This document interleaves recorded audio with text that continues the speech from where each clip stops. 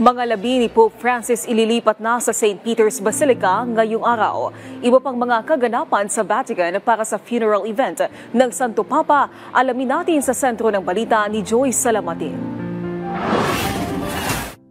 Sa unang pagkakataon, nasilayan na ng publiko ang labi ni Pope Francis sa pamamagitan ng ibinahaging larawan ng Vatican.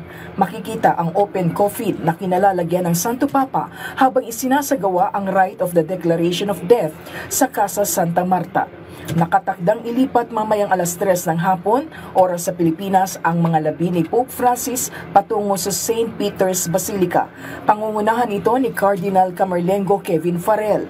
Pangungunahan ni Cardinal Giovanni Battista Re, Dean ng College of Cardinals, ang funeral mass.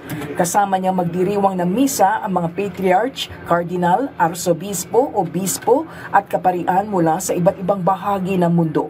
Sa Sabado, April 26, itinakda ang magiging libing ng Papa na siya ring hudyat ng pagsisimula ng 9 na araw na pagluluksa ng simbahang Katolika.